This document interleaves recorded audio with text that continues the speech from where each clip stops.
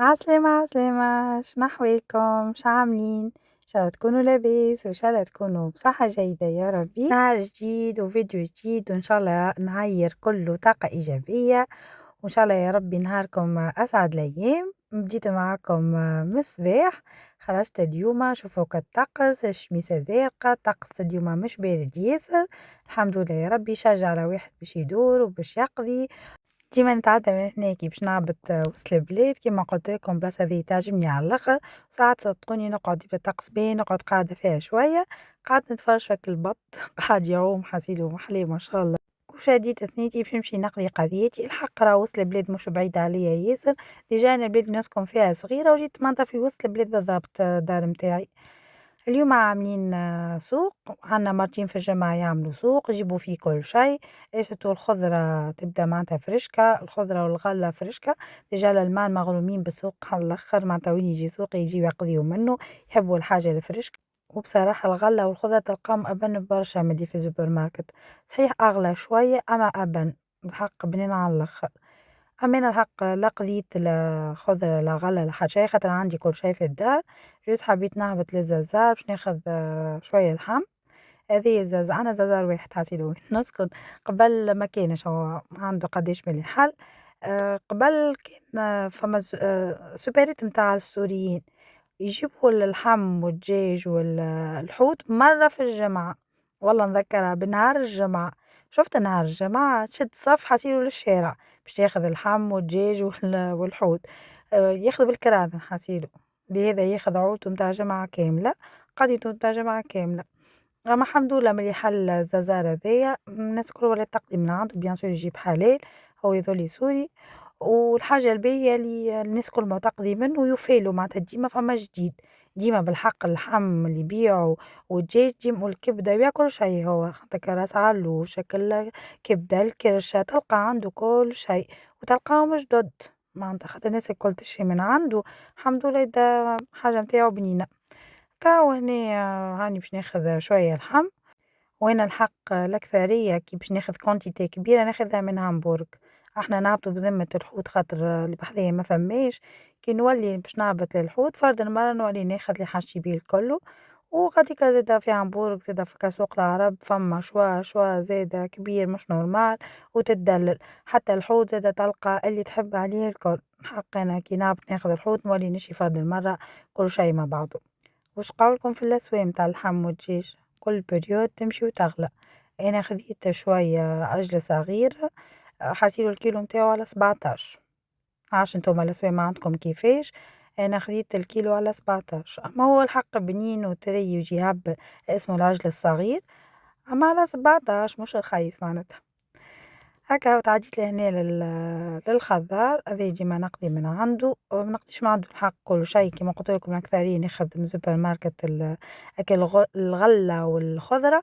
أما ناخذ من هنا الثوم، ناخذ عنده فلفل حار، هذه ناخذ من عنده الفلفل الحار حار مش نورمال هذايا هو فلفل حار. ناخذ من عنده الطماطم متاعنا الهريسة. ناخذ من عنده معدنوس سبناخ الحاجات هاذوما نقضي منه حسيلو. سينون الباقي كل حق نشري من الكاوفلاند كل شيء. أنا جيت لهنا حاجتي بالثوم باش ناخذ الثوم، ومن بعد روحت للدار. وباش نوريكم حاجة فرحت بها على الآخر على الآخر. أمي ربي يفضلها بعثت لي قضية من تونس، وراني فرحت بيهم مش نورمال على خاطر مستحقتهم. وما فماش في ألمانيا، ما نلقاهمش في ألمانيا. بيان سور راكم عرفتوني على شنو نحكي، على الملوخية. الملوخية صحيح نجم تلقاها عند حوينة التوانسة، تبدا مع سوبريت التوانسة. أما أنتِ وزهرك، تنجم تجيك بنينة وتنجم تجيك لا. أنا فما سوبريت توانسة خديت من عنده مرة ملوخية جاتني بنينة، المرة اللي بعدها خديت من عنده جاتني كلها قزة، صدقوني كلها قزة.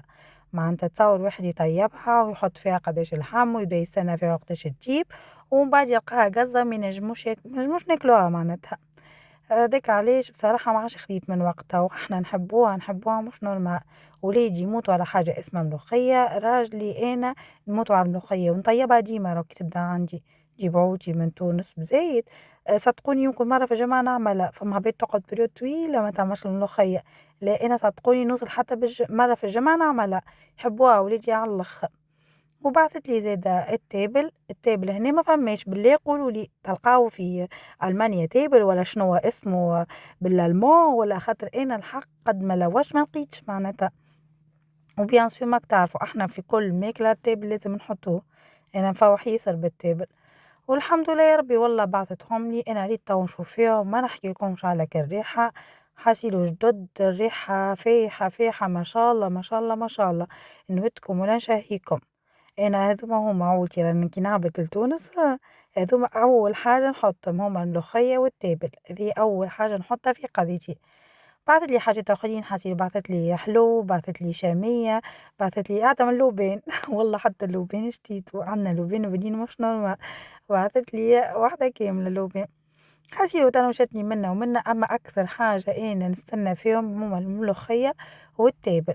هاني حطيتهم هنا في زوز بيبس وكا تعرف هذوما حطيت منهم وما شاء الله راهو خيرات ربي مازال. عبيت جوست زوز البيبس الكبار هذوما وخبيت الاخرين هذوكم تو يشدوني ما يشدوني. وقولوا لي انتم اكثر حاجه تجيبوها من تونس شنو عولتكم؟ انا صدقوني نجيب الملوخيه، نجيب التابل، الفلفل الأحمر زيد نحس أكتر حاجة ركز عليها هي الفاح، خاطر سينون باقي كل موجود، يمكن شوية كسكسي ما شوربة، سينون بصراحة كل شي موجود لهنا الحق متاع ربي. والزيت زادا نجيب زيت زيتونة، خاطر زيت زيتونة متاعنا خير، يا متاع دار حماتي معناتها تعطيني حماتي ديما زيت زيتونة ربي يفضلها، زادا زيتهم يهبل. حسيتو بيان سور مادام جاتني الملوخية شنو باش يكون فطوري اليوم؟ ملوخية. اليوم ولادي باش يفرحوا مش نورمال والله، باش يلقاو ملوخية يحبوها على الآخر. هذه هي الملوخية متاعي، باش نقول لكم أنا كيفاش نعملها. هذه طريقتي في الملوخية، بيان سور متعلمتها على أمي، نطيبها كيما طيبها أمي. حطيت أول حاجة الزيت زيتونة، هي راهي تحب برشا زيت، حطيت من الأول الزيت وبعديكا نحط 8 مغارف، وبيان سور هذا الكل لازم يكون على البارد، معناتها لا نبدا نمشي على الغاز لا حتى شي. نحط الملوخية ونشوف لها الزيت متاعها، خاطر لازم تكون بزايد زيت. حطيت لهنا 8 مغارف واني جيت نحرك فيها، الحق لقيتها ناقصة بالكدا، يا أخي باش نزيدها الزيت. تسمى راهو 8 مغارف باش تجي معناتها كونتيتي باهية. والحق متاع ربي راهو أنا الملوخية مش على نهار، على نهارين، معناتها ولادي يحبوها وإحنا نحبوها، وانتوما تعرفوا هي كي تبات تزيد بنان أكثر وأكثر ولا تقعد لي على نهارين. جينا نهار ثالث ولادي بداو يسألوا فيا ماما مزيتك الملوخية، يحبوها مش نورمال والله. وهي بصراحة فطورة كهو بالطبيعة، خاطر هي متتاكلش في الليل ماك تعرفوا الملوخية تقلق. هاكا حاول هنا بعد ما عبيت زيت بالكدا شفتو معناتها تجي جارية، حطيت ورقة رند، هذا كله راهو على البيت خلطها بالكدا، و ميم طون أنا حاطة الماء يسخن، لازم تحط الماء يسخن بالكدا، وهاكا وبعديكا مرقته وكي تصبوا الماء على الملوخية معناتها رد بالكم، خاطر ما طشتش تبدا سخونة معناتها رد بالكم صبوا بشوية ونقصوا الغاز وقت ما تصبوا الماء السخون هذاكا. وتوا وطيتها وخليتها باش تجيب على نار هادية، تقعد حكاية ما بين ساعتين ونص 3 سوايع نخليها تجيب. وهنا خديت اللحم باش نفوحو معاكم ونوريكم كيفاش نفوح اللحم. هذا هو اللي قلتلكم العجل الصغير، هو الحق يجي طري ويجي بنين يهبل. قصيتو لهنا طروفة ما شاء الله طيح لي بالكدا. وهذا اللفاح متاعي حطيت 4 سنون ثوم كبار بالكدا، ربيتهم يبنن على الآخر الثوم 4 ولا 5 سنون باهيين. حطيت مغرفة ملح كبيرة، مغرفة تابل زادا كبيرة، ونص مغرفة فلفل أحمر.